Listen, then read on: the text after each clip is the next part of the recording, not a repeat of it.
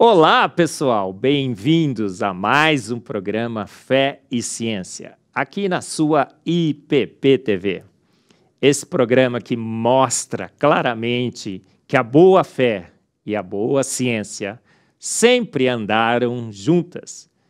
E a cada dia mais temos evidências e mais evidências de que, como descreve Gênesis 1, 2, 3, fomos feitos prontos por uma mente inteligente. O universo e a vida foram feitos prontos por um ser de extrema inteligência que deixou registrado, através das coisas que foram criadas, assinaturas claras da sua existência, da sua ação na formação do universo e da vida. E esse programa que tem trazido convidados para lá de especiais. E hoje não seria diferente. Nós temos aqui um pastor e um químico. Essa combinação perfeita entre a química e a teologia, representada na figura do Rodolfo Paiva, um irmão de fé, um camarada que a gente tem andado juntos, não é, Rodolfo? Através dessa estrada da vida. Rodolfo, um privilégio imenso receber você aqui.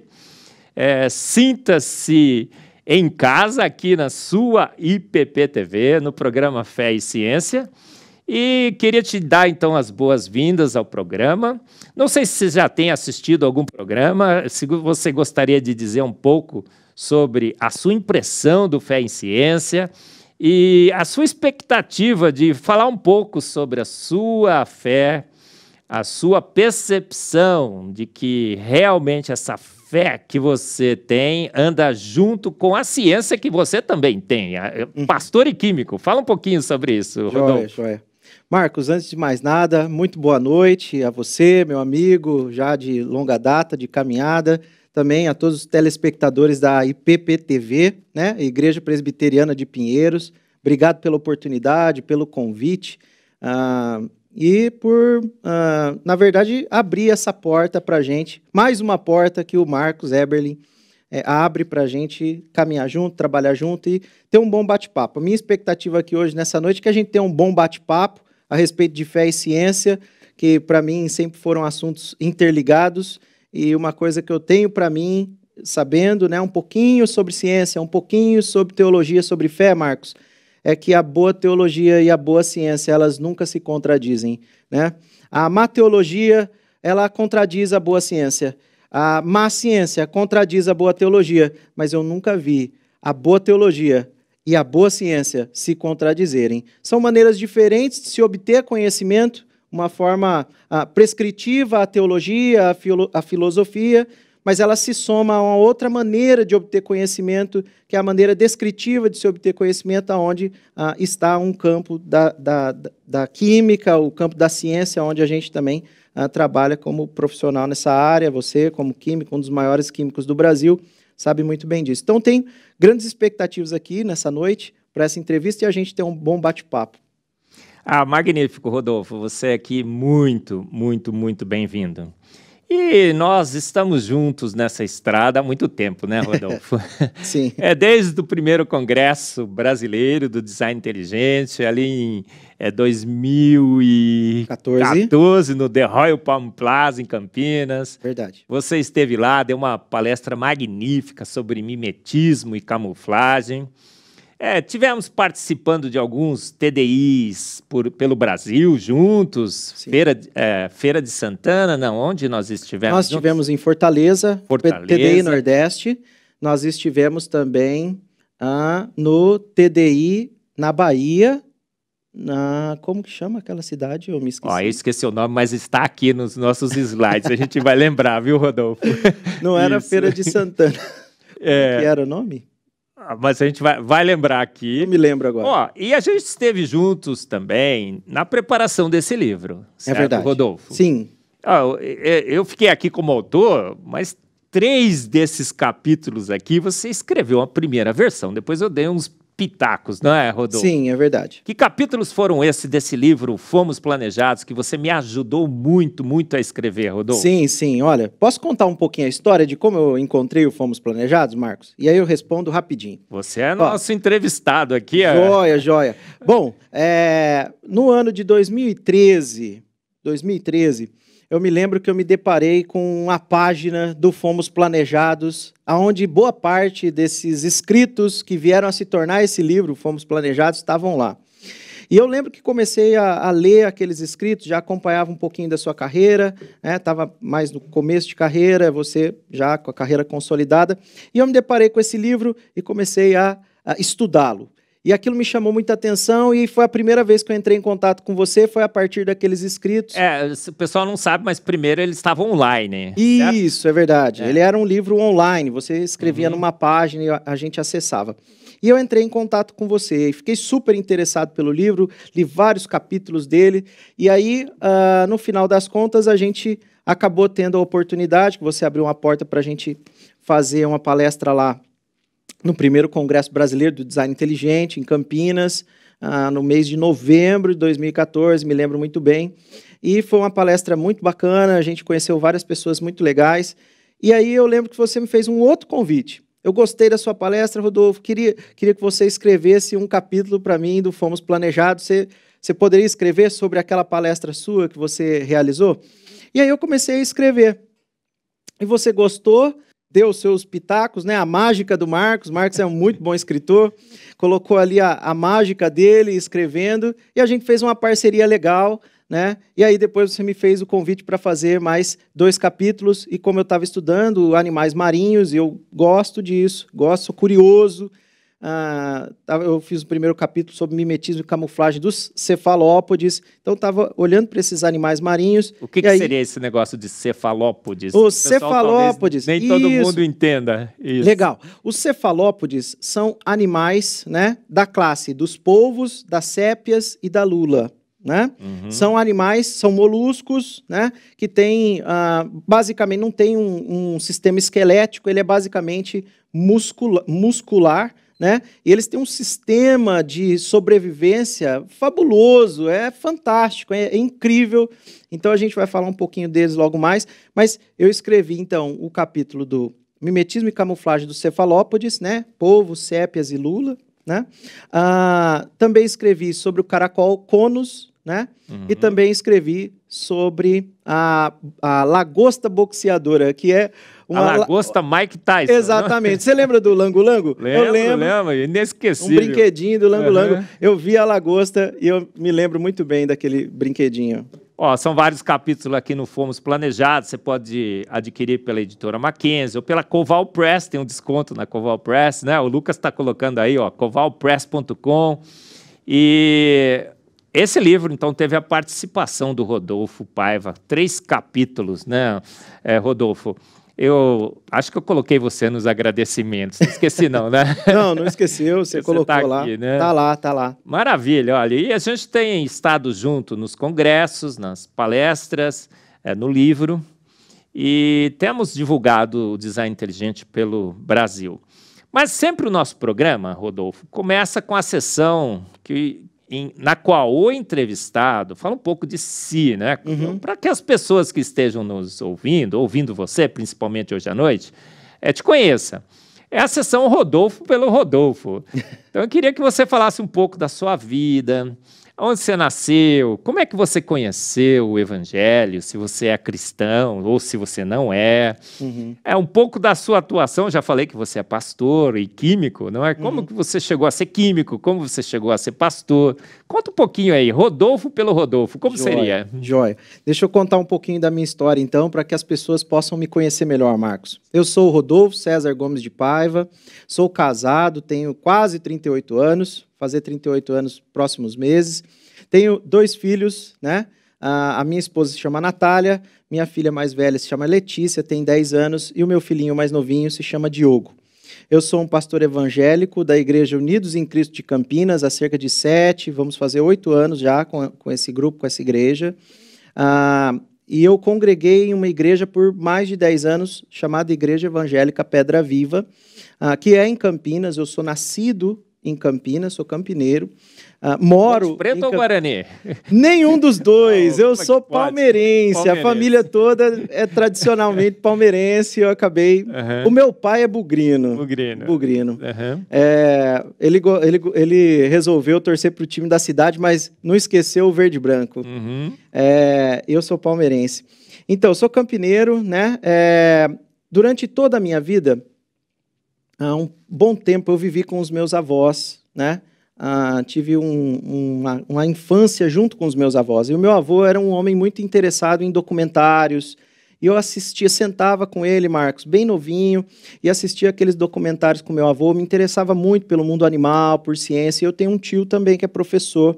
Sempre me dava livros relacionados com ciência e com animais. Eu sempre gostei muito desse assunto. No final das contas, eu fui crescendo, meu avô faleceu, mas aquele gosto pela ciência, aquilo nunca mudou. Então eu fui fazer um curso técnico, me profissionalizar, mas eu queria alguma coisa voltada para a área da ciência. E eu acabei indo para uma escola bastante afamada, bem afamada em Campinas, que é o ETCAP.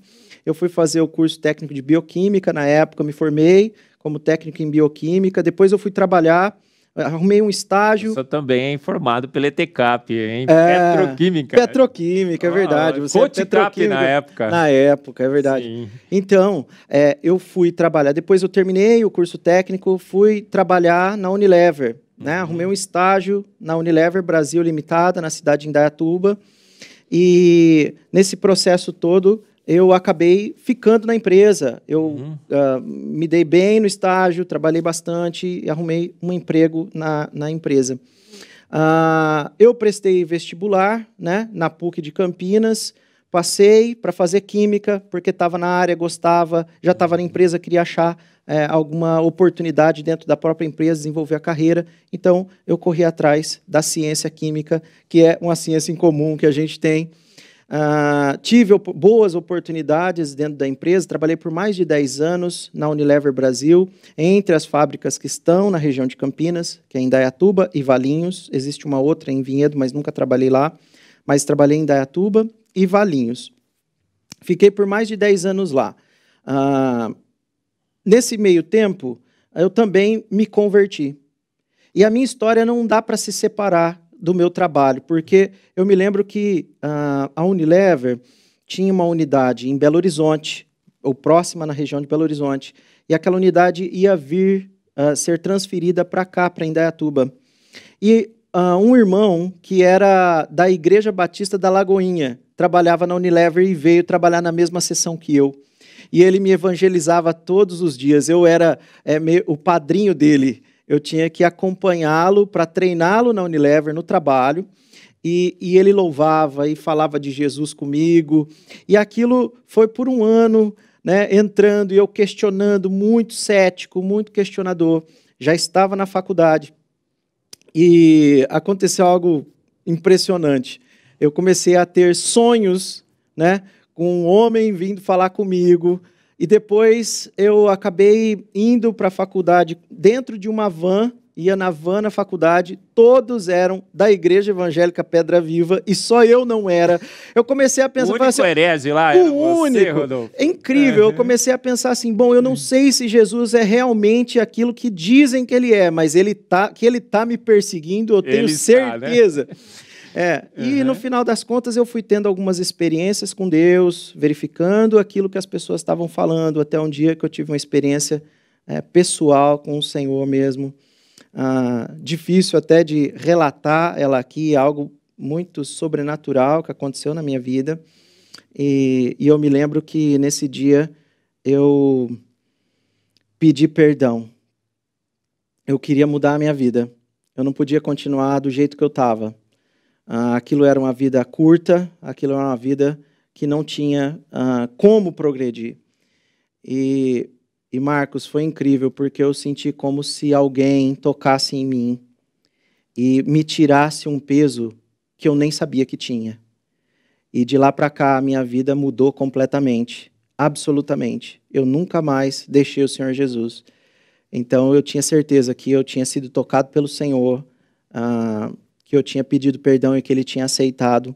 Então, eu fui procurar uma igreja.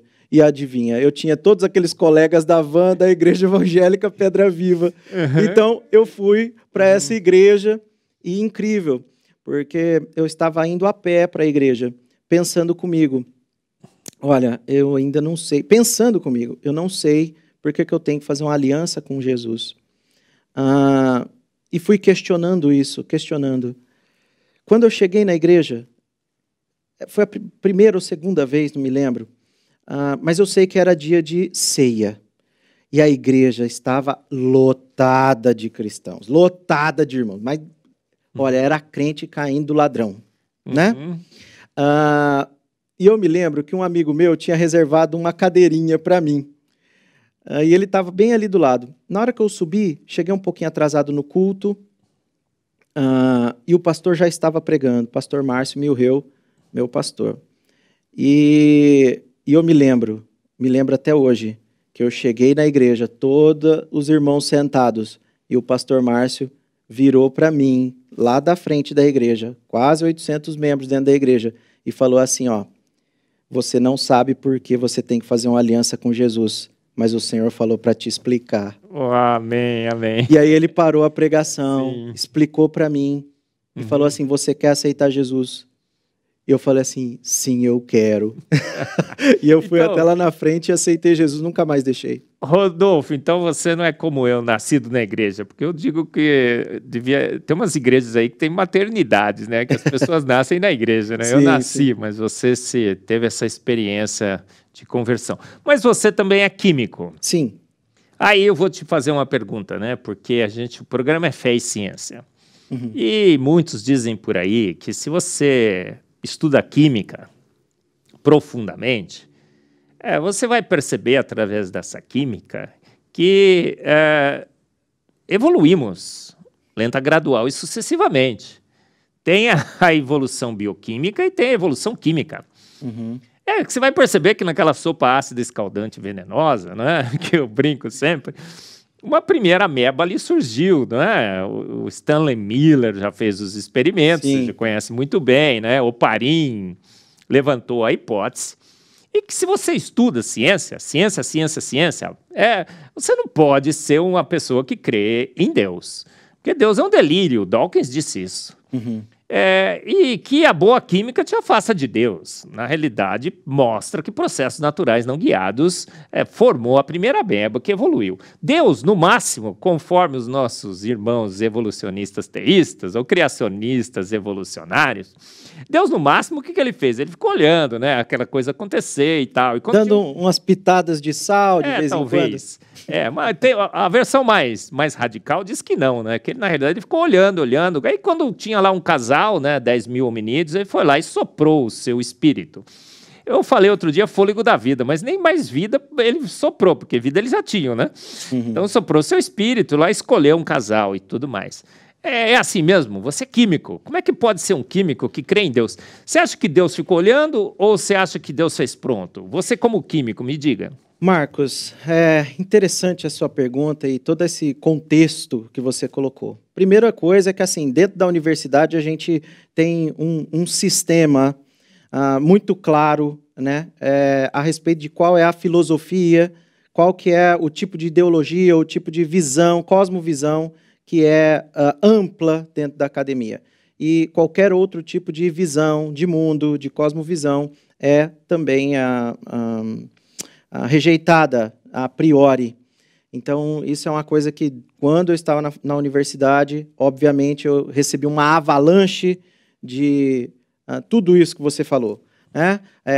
Questionar tudo, mas pensar que a evolução não pode ser questionada é um absurdo, né? E a gente aprendeu isso um pouquinho dentro da universidade. Tem alguns dogmas, algumas crenças, né? E eu vou falar crença mesmo, dentro da universidade, que não podem ser questionadas. Então, isso, a respeito da evolução, é uma realidade dentro das universidades de uma forma geral.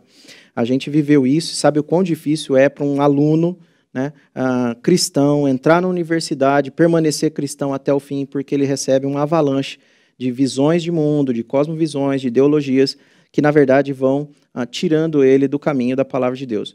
Agora, vamos lá. Como cientista, quando a gente olha para as coisas do universo e da vida, a gente olha para todas essas coisas, e o químico olha para muitas coisas, uma gama enorme, né, de coisas dentro do universo e da vida.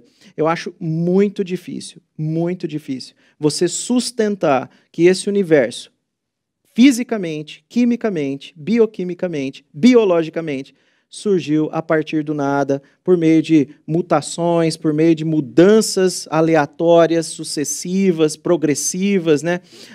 Ao longo de milhares e milhares, milhões e milhões de anos. É muito difícil da gente falar isso. Eu consigo observar outras coisas na própria ciência, sobre a idade da Terra, sobre esses animais fantásticos que a gente vai falar. Para mim, a vida, como você mesmo diz, tomando para mim a sua frase, é coisa de profissional, né? Não é para amadores essa conversa, né? Nas reações químicas, nos instrumentos, na engenharia, né? Biomolecular, não só biomolecular, mas na engenharia, na bioengenharia, na biotecnologia da vida, é impossível de você falar. Para mim é impossível de você observar esses processos conseguindo formar tais seres vivos. Tá? Então eu acho realmente muito estranha essa conversa, especialmente do evoteísmo, porque tem-se que negar os próprios textos bíblicos. E falando do teísmo cristão agora, eu diria que realmente é bastante difícil você negar a narrativa de Gênesis. Então, os primeiros capítulos precisam ser totalmente negados, ou, se não negados, eles precisam passar por uma transmutação. O livro, para ser interpretado, um texto para ser interpretado, a primeira coisa que a gente precisa fazer é identificar o gênero literário. O gênero literário de Gênesis, claramente, é narrativo. Né? Isso significa que pode ocorrer ali figuras de linguagem, formas analógicas de se escrever, mas o texto não é escrito como uma poesia, e nós temos livros poéticos na Escritura. Você vai ver uma negação de toda a criação por quem é evoteísta, principalmente dos primeiros capítulos, que é o processo de criação.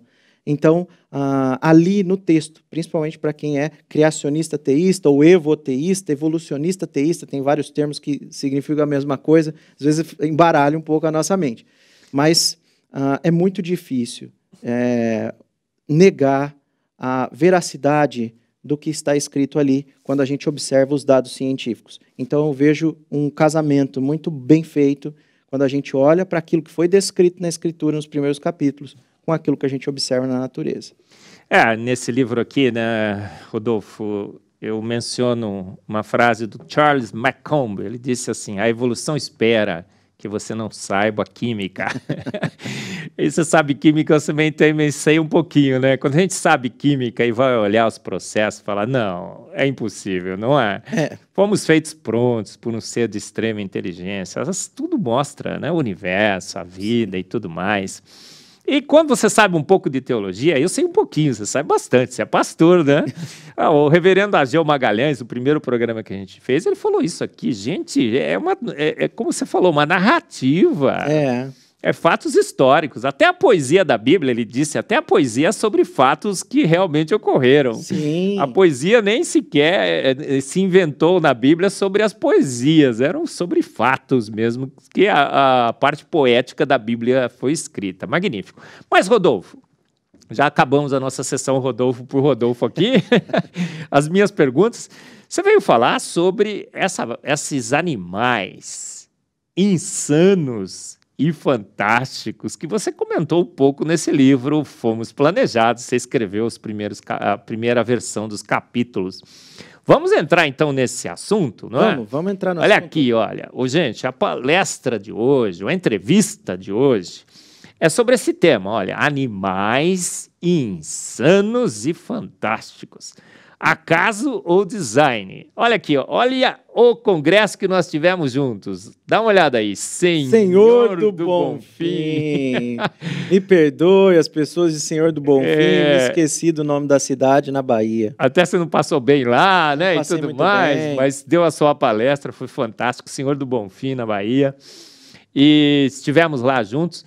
Mas você quer falar sobre esses animais incríveis, não é? Eu quero falar, Marcos, eu quero falar. Porque e a gente quer ouvir, gente, animais insanos e fantásticos. Tem animal insano nesse planeta? Assim, é uma insanidade, é coisa do outro mundo, é sobrenatural, não devia existir? Marcos, existem alguns animais aqui. Olha o trocador aqui para você. Obrigado. Isso. Marcos, existem algumas coisas surreais no mundo. Surreais, de insano, de fantástico, de incrível. Algumas gente, coisas que... não perca esse... não desligue. É incrível. Com a gente, vai ser... eu fico empolgado de falar quando a gente vai entrar nesses assuntos, porque eu amo falar sobre esse assunto. Coleção insana e fantástica de animais que mostram que se fomos feitos por acaso ou por design. Vamos lá, Rodolfo. Vamos lá. Dê uma olhada nisso aqui, Marcos. Dá uma olhadinha nesse bichinho, né? Esse bichinho aqui... Bichinho? Não tem bichinho aí, não. Só um tronco de madeira. Tem um bichinho aqui, tem? Né? Mas qual é o bichinho? O bichinho está em cima ou está embaixo? Né? Isso é uma mariposa. Olha que coisa incrível. Olha o nível de fidelidade com a qual essa mariposa se parece com esse galho seco e quebrado, seco e cortado. Né? Olha que incrível a fidelidade, a cabecinha dela, os cílios, né? os pelinhos que ela tem, as asas, a textura, a posição onde ela se encontra. Tudo isso mostra um nível de mimetismo e camuflagem surreal e insano, ok? Se ela não estivesse nessa posição, se ela não se comportasse paradinha, na posição onde ela está, se ela estivesse, por exemplo, em uma vegetação totalmente verde, ela seria vista como uma mariposa. Mas ela não vai para esses lugares. Ela sabe aonde ela deve ficar, aonde ela está protegida, aonde ela está bem camuflada e aonde ela está imitando um comportamento que é o comportamento do galho. O galho não sai correndo, o galho não sai voando, ela fica paradinha. Mas será que ao longo de milhões e milhões de anos ela não foi se adaptando até ela chegar aí? Então, Marcos, é impossível que isso tenha acontecido. Porque todo esse sistema, olha só, vou mostrar mais um outro bichinho aqui. Olha que mariposa incrível, tá certo? Essa mariposa aqui, Marcos, ela não ia de forma alguma... Eu quero falar mais de mimetismo e camuflagem, mas olha esse bichinho, como é que ele é incrível. Ele tem uma antena que é um radar surreal. Ele consegue captar no voo feromônios a quase 11 quilômetros de distância. É uma coisa surreal. Durante o seu voo, ele vai captando pequenas moléculas de feromônios. É impossível que isso tenha acontecido assim. Eu quero passar algumas imagens aqui para vocês entenderem melhor o que eu estou querendo dizer, especialmente com mimetismo e camuflagem, tá certo? Olha só, dá uma olhada nessa imagem aqui. Dá uma olhada nessa imagem. Há uma lagarta aqui no meio. Incrível, não é? Exatamente. Olha só o grau de fidelidade. Insano. Insano. Insano por quê? Porque ela precisa se comportar da maneira adequada para se camuflar. Então isso tem a ver com um pouco com o conceito de mimetismo. Mas não basta que ela se comporte e esteja na posição certa aí na folha. Ela também precisa estar camuflada com a coloração adequada para que ela esteja camuflada. Com a forma, a orientação, você vê que ela segue os veios da folha, né? Ou seja, na verdade é uma união entre o que é o mimetismo e o que é a camuflagem, o que é o comportamento e o que é a roupagem, eu diria assim, a camuflagem, essa roupagem, o padrão de cor que a gente encontra nesse animal, que é muito difícil de você, na verdade, coadunar isso no processo de seleção natural. Eu vou mostrar. Ou ele se disfarça ou ele vira jantar, não é? Exatamente. Assim? O animal é um animal que ele tem esse comportamento porque os predadores dele estão buscando jantar esse animalzinho. Ele precisa ficar paradinho porque a folha não sai andando. Se ele começar a sair andando, o animal, o passarinho, percebe. Outra coisa, Marcos, repare bem ali na folhinha. Ela tem... Vamos reparar aqui. Isso, repare aqui. Perceba que ela tem um veio central branquinho, como parece na folhinha. Se ela estivesse deslocada, ela se evidenciaria em relação ao fundo por causa do contraste. Mesmo tendo essa camuflagem muito parecida, ela tem que saber qual é a posição onde ela se encontra. Ela precisa se comportar de uma maneira específica, a fim de que ela não seja vista. Isso é um São tipo vários detalhes. São vários E detalhes. um erro só seria mortal. Mortal, porque o passarinho vem e pega ela. Vem um predador e acaba levando a futura borboleta ou mariposa, tá certo? Olha só, por que eu estou falando disso? Olha só que incrível a fidelidade desses animais. Né? Nós vamos falar de mimetismo, Isso aqui é um animal ou é uma flor? Parece uma folha, né? Uma folha seca? Exatamente, bicho-folha. Olha que coisa incrível. Tem os veios, tem pedaços do animal que são parecidos com folhas secas. Repare bem, ó, que o animal não é simétrico. Isso é uma outra coisa interessante. Você vai ver os lados do animal, ó. Uau. Tem até parece assimetria. Assimetria. Por quê? Porque assim ele consegue se disfarçar para que o seu predador não consiga achá-lo e predá-lo. Ô, Rodolfo, de alguma forma o genoma tem que ter informação para o lado direito e para o lado esquerdo. Exatamente. Como é que pode? Precisa ter todas as informações contidas dentro desse animalzinho para que esse corpo, para que essa estrutura, essa morfologia e a fisiologia do animal estejam funcionando, sincronizadas. Sim, senão o predador fala assim, eu nunca vi uma folha tão perfeita assim. Além disso, Marcos, dentro dessa condição das informações no DNA, tem o comportamento do animal. O animal, ele se movimenta como se fosse uma folha ao vento. Demais. Então ele vai fazendo movimentos que não são movimentos que evidenciam que ele é um inseto. Vai parecendo que é um movimento da folha por meio do sopro do vento. Então é uma coisa incrível. O animal Rodolfo, eu sempre imita falo isso. Que o designer é um pouco exibido, exagerado e um pouco debochado também. Ele é bem humorado. Bem humorado. É bem humorado. Ele faz Sem dúvida. Um bicho folha. Já viu um negócio desse, gente? Um bicho folha. Isso é para nos humilhar. A verdade é essa. Para nos humilhar. Isso é um estado da arte, Marcos. Isso é um estado da arte. Não é só funcional. Né? Porque é sim funcional, ele consegue se proteger com esse sistema, mas ainda é belo, esteticamente é maravilhoso, né? A gente consegue observar tudo isso num ser vivo que está aí nos nossos dias. Eu quero falar um pouquinho sobre esses bichinhos, Marcos, porque assim, ó, mimetismo e camuflagem nesses bichinhos é incrível, não é? Olha o grau de fidelidade, olha o grau de informação que está contida aqui, plano de simetria, tudo mais. Mas eu acho que ainda existem alguns animais que superam em mimetismo e camuflagem esse tipo de mimetismo e camuflagem. Esse mimetismo e camuflagem é estático. O que eu quero dizer com isso? O formato do corpo do animal não vai mudar. A coloração dele pode ter algumas mudanças, mas não tem grandes mudanças. O que acontece é que esse animal não consegue se adaptar, né, a qualquer ambiente, ele precisa se comportar dentro daquele ambiente. Por exemplo, o bichinho pau, todo mundo dá esse exemplo, acho que ele não está por aqui, né? Mas eu queria falar um pouquinho sobre os reis do mimetismo e camuflagem. Se tudo isso aqui é insano... O insano dos insanos, né? Insano dos insanos. Então, isso aqui é mimetismo e camuflagem de alta tecnologia, de alta resolução, muita sofisticação, mas ainda estático. E foi feito pronto. Se foi feito pronto. Tentado lenta, gradual e sucessivamente... Esse bichinho tinha sido predado, esse bichinho não existiria mais, né? Perfeito. Porque o predador está buscando ele. Então, ele precisa do sistema de sobrevivência. É necessário. Então, o que acontece é, eles têm o sistema de sobrevivência, mimetismo, camuflagem, mas é estático. Agora nós vamos ir para um outro nível de mimetismo dinâmico. Esse é estático, nós vamos para um nível dinâmico. O que você está vendo aí? Nada. Nada. Você está vendo um monte de pedrinhas, corais e tudo mais. E bem aqui, Marcos, bem aqui, nós temos um polvo. Os cefalópodes. É um exemplar. Esse bicho é fantástico, né? Incrível. É o rei do disfarce. O rei do disfarce. O rei do disfarce. Presta atenção, Marcos. Esse animal é um molusco. Então, ele não tem um sistema esquelético. Ele não é um animal como outros animais.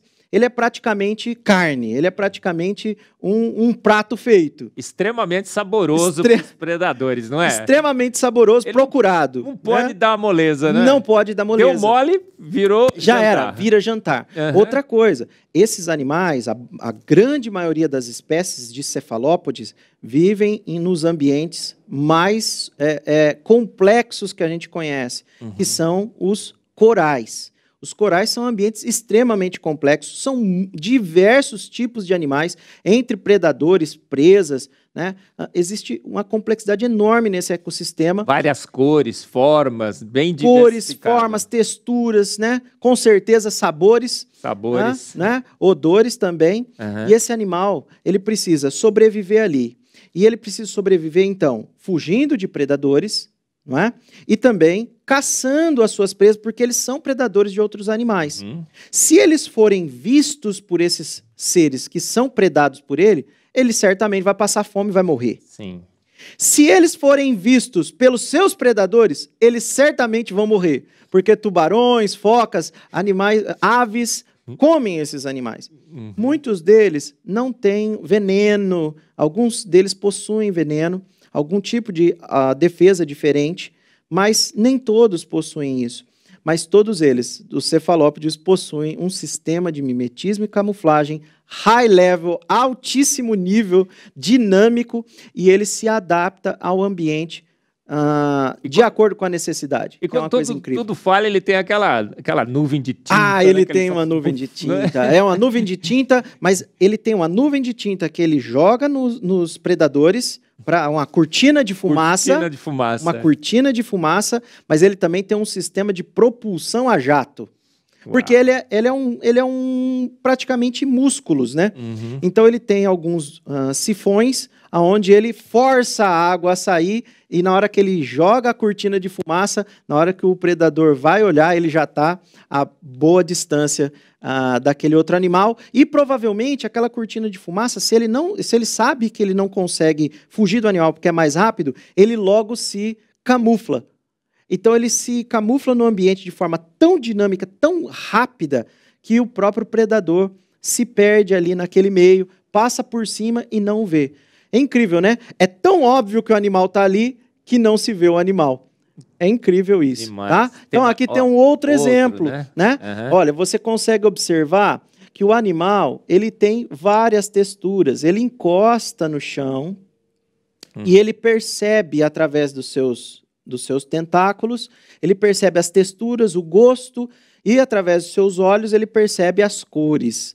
E aí ele vai usar todo o seu sistema dinâmico de mimetismo e camuflagem para se comportar como um coral, como alguma rocha, às vezes como uma alga. Uhum. Né? A gente já viu central vídeos. Multimídia que ele tem, né? Central multimídia, é um cérebro incrível. E não é só isso, porque não basta ele ter a cor, que é a camuflagem. Ele tem que se comportar, no caso aqui, como um coral. Então ele não pode ficar se movendo. Ele fica quietinho. Quando ele está, por exemplo, numa alga, ele percebe o movimento da alga no mar. E ele segue o movimento da alga. Então, ele é um mimetismo no coral, vira coral. Encosta na alga, vira alga. Encosta na rocha, vira rocha. É assim, Rodolfo? É assim.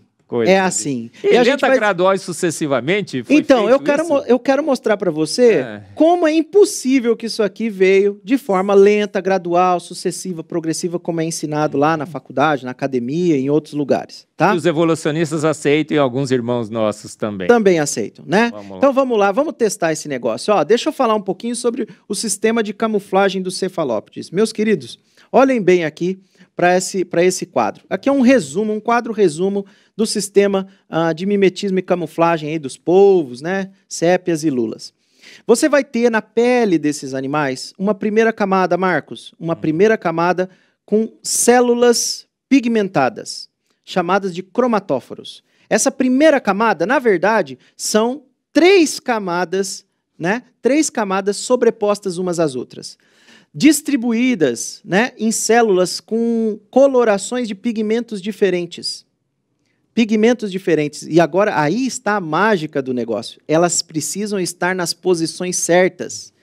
Todas elas são controladas praticamente individualmente.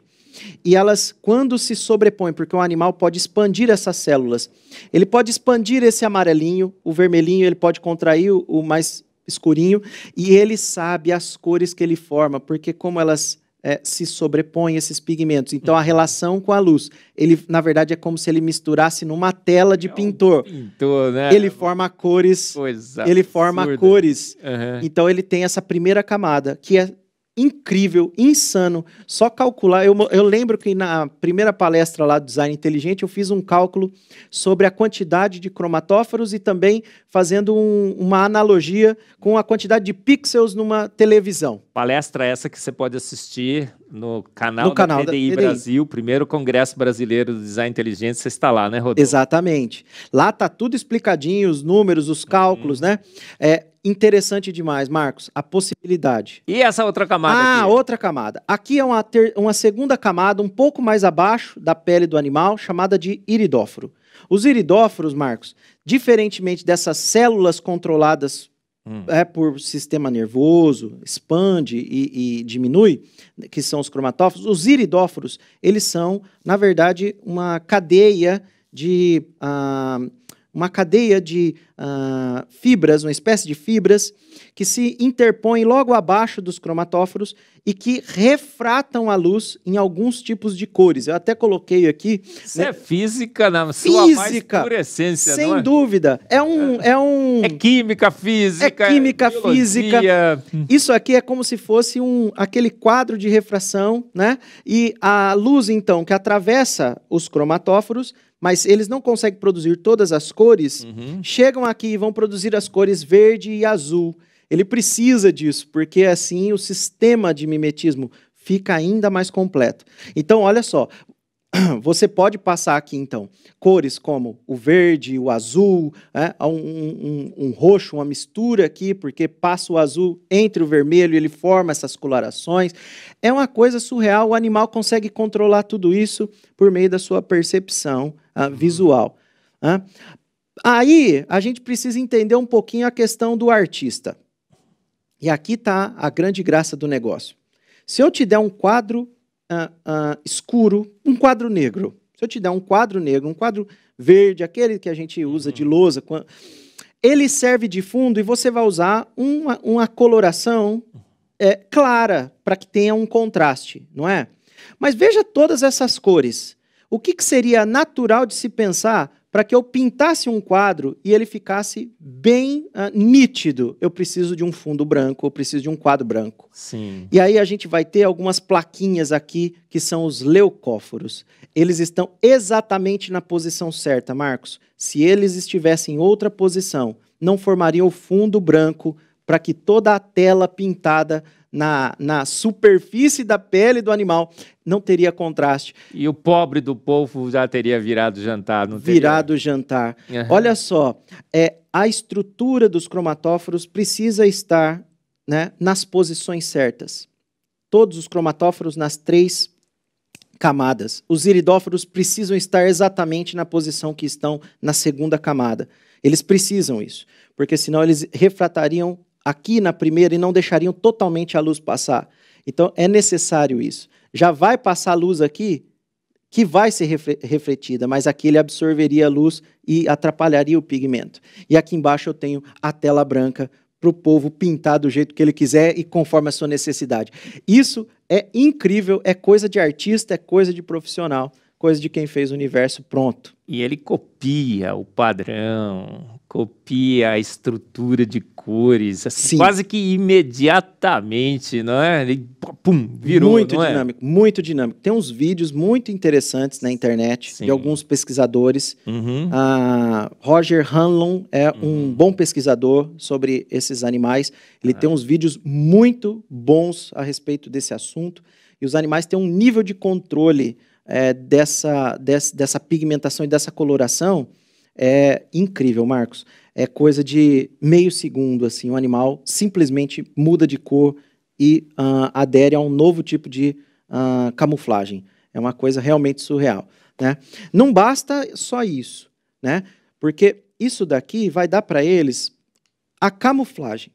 Então a pele vai ficar com a coloração certa, Marcos. Mas ele tem que se comportar. Adquirir a forma. Adquirir a forma, a textura. Até o odor, às vezes, ele disfarça. Odor. Ele precisa disfarçar todas essas coisas, porque senão o seu predador vai identificá-lo. Quantos níveis temos? Então nós temos mais polvos? Em polvos. É. Em que sentido você pergunta? Níveis de mimetismo e camuflagem. Nós temos Nós temos... sabor. Sim, nós temos, ó, a coloração, o sistema de coloração, o sistema de refração, que são os iridóforos, o fundo branco, que é a tela para ser pintada. Depois nós temos o sistema muscular, Marcos, que nós vamos falar agora um pouquinho mais para frente. Dá uma olhada nesse animal. Esse animal é uma sépia, né? Ou uma lula, são bem parecidas, né? Veja só essas papilas que estão levantadas aqui. Sim. Essa pele que está levantada, ela é levantada por um sistema muscular individual na pele. Por quê? Veja só o fundo, como ele é todo rugoso. Se esse animal não tivesse tivesse essa coloração, mas ele fosse completamente liso, ele seria obviamente identificado. Porque você veria, sabe o quê? Você veria o contorno, a silhueta dele. Sim. Então olha o que ele faz com as suas aqui, ó, os seus bracinhos, né? Ele começa a fazer, ó, a ficar rugoso. Na verdade, isso é liso. Tá? Caramba, né? Então ele faz todo um sistema de contração, aí ele contrai os músculos, forma essas papilas para que ele esteja o quê? Rugoso conforme aquilo que ele está tocando e aquilo que ele está vendo em volta. Se ele vai para um mar aberto, essa condição não é aerodinâmica. Sim. Então ele fica liso e ele se alonga. Porque assim demais. ele é muito surreal, é uma coisa fantástica. Por isso que eu digo que eu não tenho esse tipo de fé para não acreditar que isso foi feito pronto, não é? Ah, foi feito pronto. É muita fé para a gente imaginar que isso lenta, gradual e sucessivamente ao longo de milhões e milhões de anos foi por uma sucessão de defeitos e acasos se acumulando e dá numa maravilha dessa, não é, De Rodolfo? jeito nenhum, Marcos, não é impossível. Olha que coloração fantástica, né? É uma mistura entre o vermelho, o branco, um roxo, um rosa. Então tá tudo funcionando aqui. Sim. Tudo funcionando. Sistema de coloração, sistema de refração, sistema de fundo, que vai dar contraste, o sistema de músculos, que vai dar essa condição da pele, né? Mas não só isso. Ele também precisa fazer o quê? Um outro sistema de músculo e de natação, né? Com as suas nadadeiras e tudo mais. Ele precisa seguir o fluxo da maré. Maravilha. Então, presta atenção, o sistema muscular é muito mais complexo do que a gente imagina. Ele não só muda a textura. Seria ótimo se a gente tivesse isso, Marcos. A gente está ficando mais velho, já caminhamos um pouquinho, dá uma esticadinha. Não é? Seria bom? Dá uma esticadinha aqui, dá outra esticadinha ali, murcha aqui. Esses animais conseguem fazer isso. Então, perceba só, todo esse sistema, ó, cromatóforos, iridóforos, leucóforos, as papilas, né, o sistema muscular, tudo isso também é controlado por uma central multimídia, que é um cérebro que já veio programado pronto. É informação encriptada. Desde quando eles nascem, esses animaizinhos já sabem como eles devem se comportar, porque eles são vítimas fáceis. Eles são vítimas fáceis. Então eles já sabem, claro que eles aprendem, mas eles já sabem que eles devem se comportar. Se foi assim para o filho, foi assim para o pai, foi assim para o avô, para o bisavô, para o tataravô, para o primeiro povo que habitou nesse planeta, não é assim? Sim, com certeza, com certeza. E uma coisa interessante existem fósseis de cefalópodes do Cambriano, né? Para aqueles que dizem que não tem, né? Que foi evoluindo e tudo mais. Então, para matar de uma vez por todas essa questão da evolução dos cefalópodes, existem fósseis que são datados como da época do Cambriano, quando você tem aquela explosão de vida na Terra, e polvo já era polvo. Né? Polvo sempre foi polvo, não é? Sempre foi polvo, engraçado, porque ele foi fossilizado,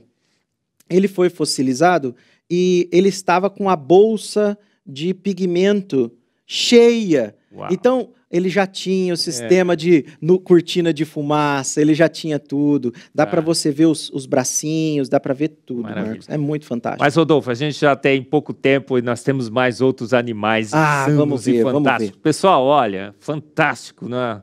Esses cefalópodes. Assista a palestra do Rodolfo, o primeiro Congresso Brasileiro do Design Inteligente. Tem uma palestra sua no segundo também, pode assistir depois. Mas vamos passar rapidamente. Vamos passar um pouco mais sobre esses outros animais insanos. Olha, esse animal aqui é...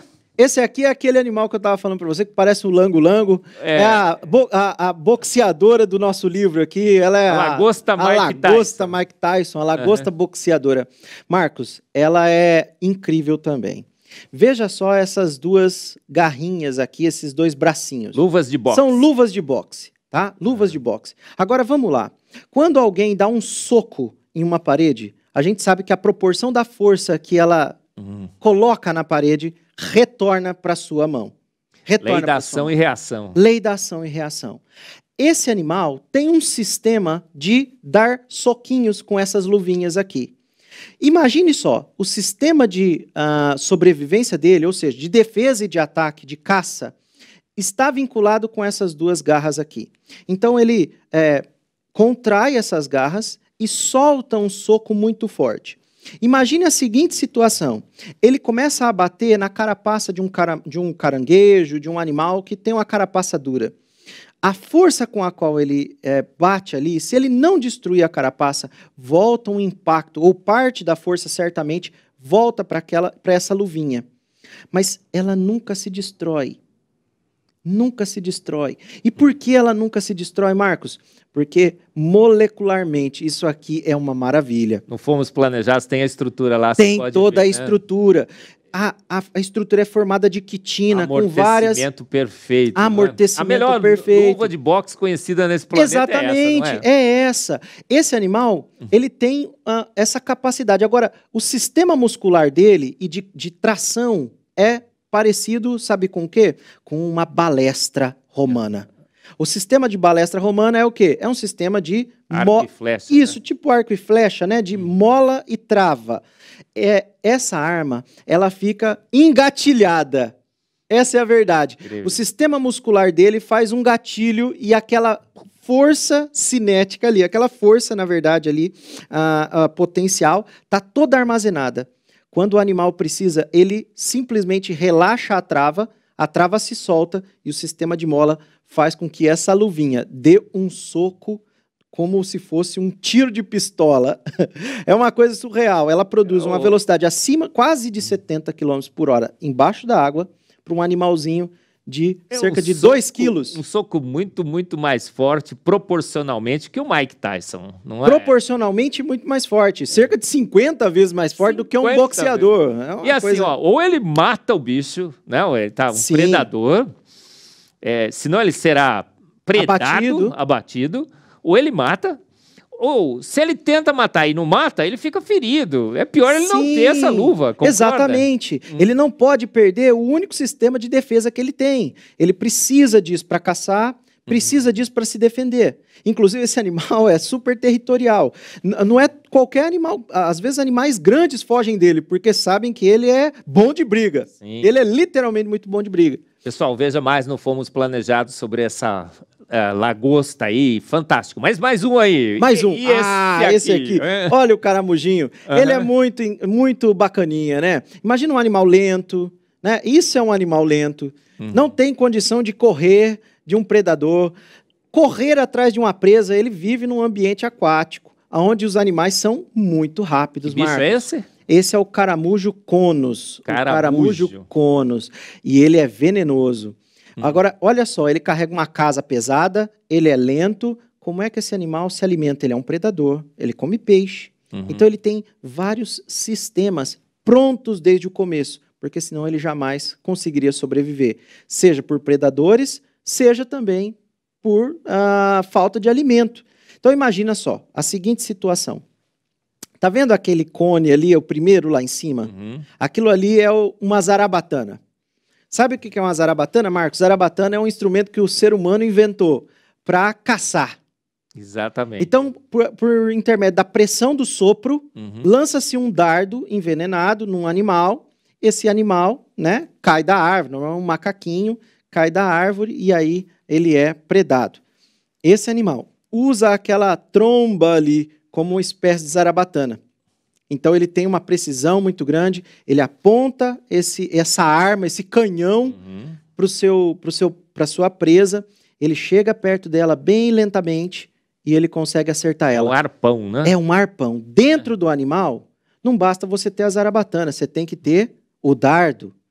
Então esse animal produz como se fossem pequenos dentículos, como se fossem dentes, só que o formato é perfeitamente como um dardo.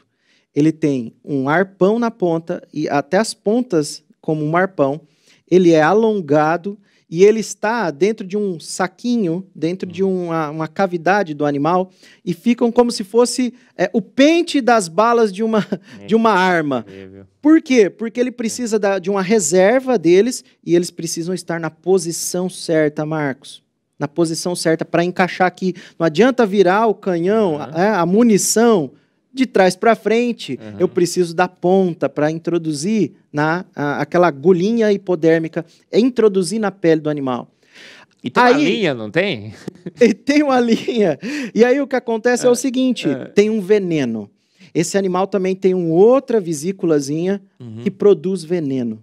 É um coquetel enorme de moléculas ali. É para imobilizar a presa, senão ela arrebenta a linha. Exatamente, senão ela, na verdade, fugiria, o animal é muito rápido. Mas o coquetel que ele usa é violentíssimo. Ele aperta, ele faz o sistema muscular, aperta aquela vesícula com o coquetel. Ele produz o coquetel certo para cada tipo de presa. E também quando ele está se defendendo, é diferente o coquetel. Ele escolhe o coquetel. Escolhe o coquetel. Porque ele também gasta energia para produzir o veneno. E ele escolhe o coquetel. Quando ele aperta aquela vesícula, o que acontece é que há um caninho por onde o veneno passa.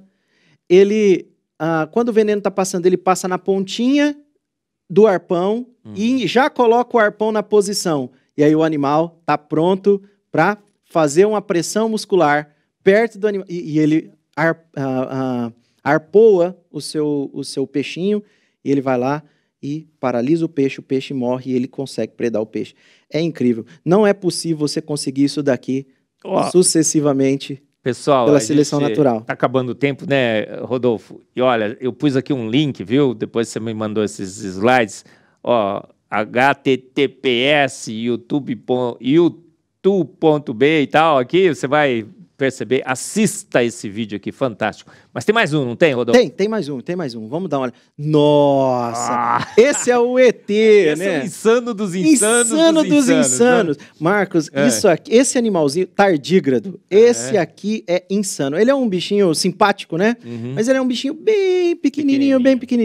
Ele é muito extremo, né? O que eu quero chamar de muito extremo? Imagine um bicho que consiga sobreviver a cerca de menos 200 graus e mais 200 graus por algum tempo.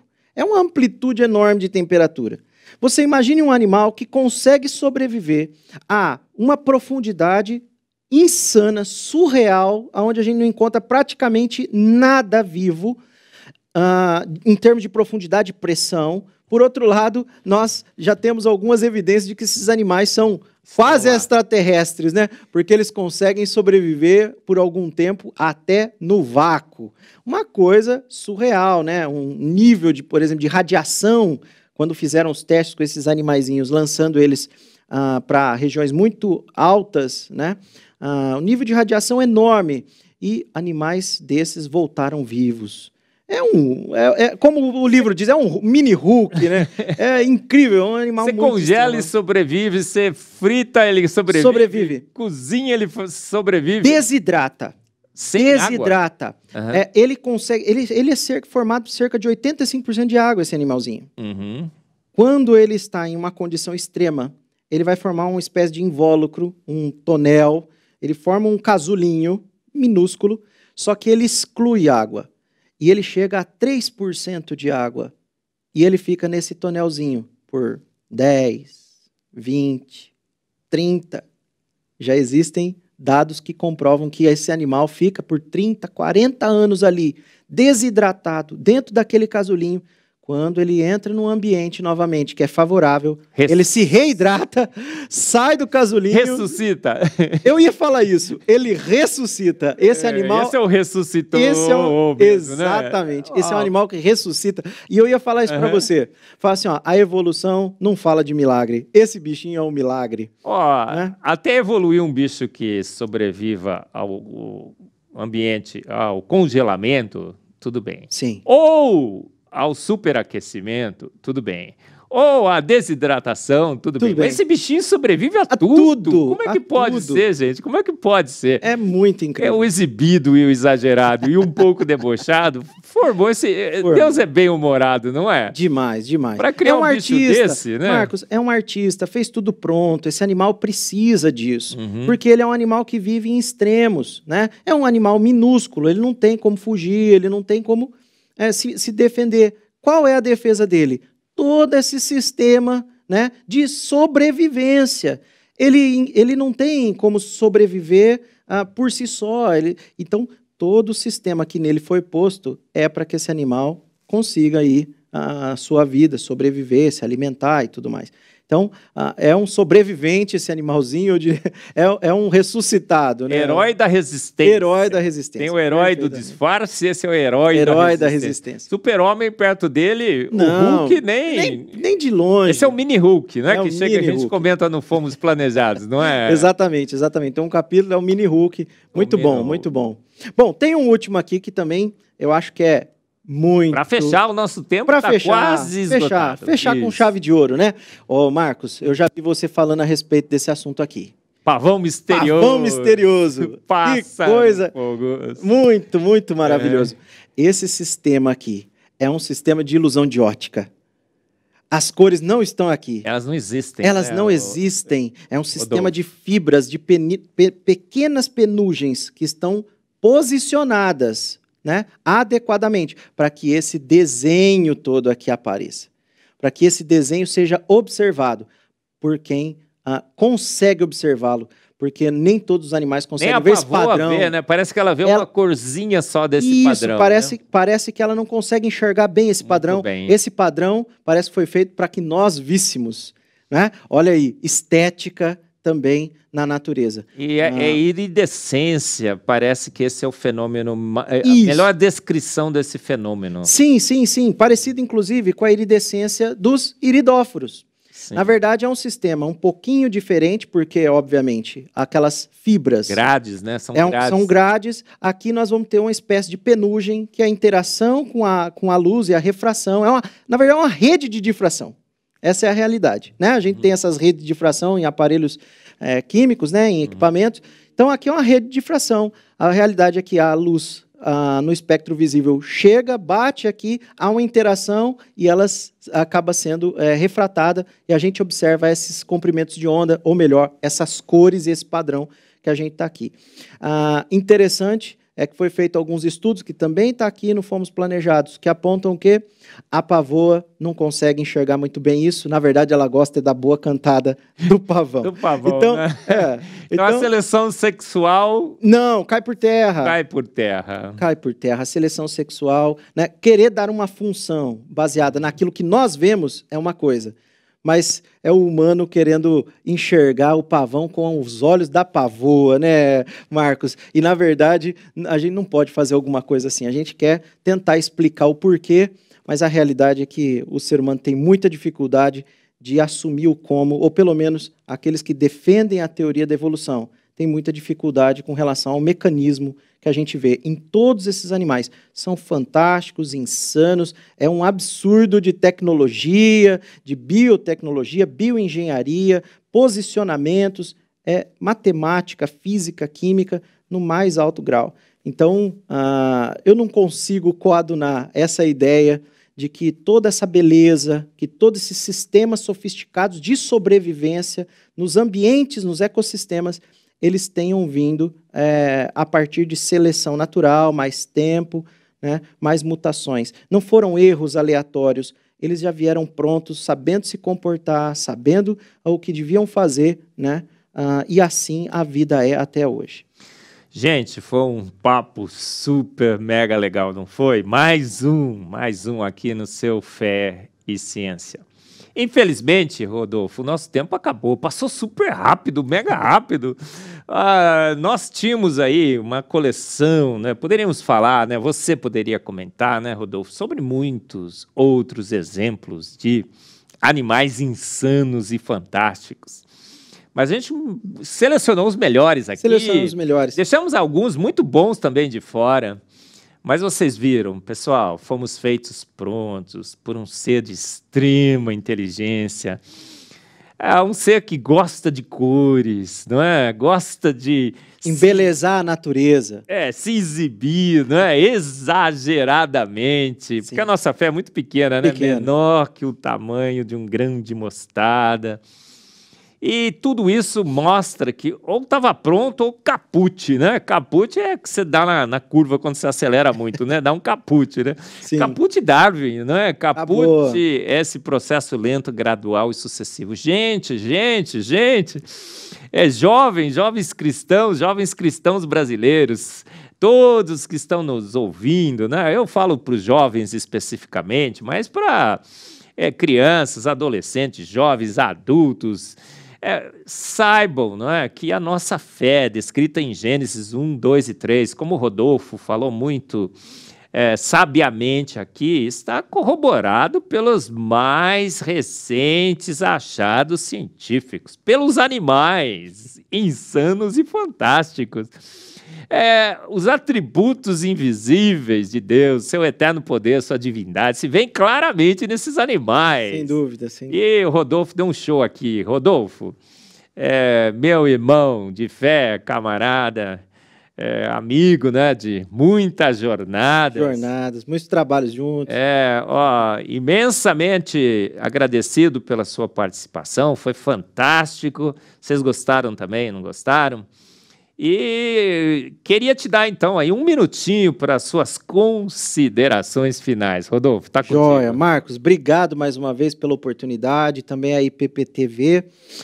Um abraço a todos da igreja. Assistam, né? Não só esse programa, como todos os outros demais programas são de excelência. Leiam o livro O Fomos Planejados, né? É um livro fantástico, divertido, gostoso de ler, né? Já li ele mais de uma vez, porque é realmente muito divertido. E se você gosta de boa ciência, gosta de teologia, de química, né? De fé e ciência, como esse programa mesmo diz, então entra de cabeça nisso, aprenda a respeito da teologia, da boa filosofia, da boa química, da boa bioquímica, e você vai ver que aprofundar-se na ciência vai te aproximar muito mais da Escritura do que estão fazendo propagandeando por aí. Muito bem, pessoal, chegamos ao fim de mais um programa Fé e Ciência. Um show do Rodolfo. Rodolfo, mais uma vez, muito, muito obrigado. E outros programas fantásticos, como o Rodolfo acaba de mencionar, estão disponíveis na nossa playlist do Fé e Ciência. Assista todos, para que você fique ainda mais indesculpável sobre a fé que você confessa, uma fé racional, para que você tenha razões para defender essa fé racional que temos num Deus que tudo fez e fez prontos.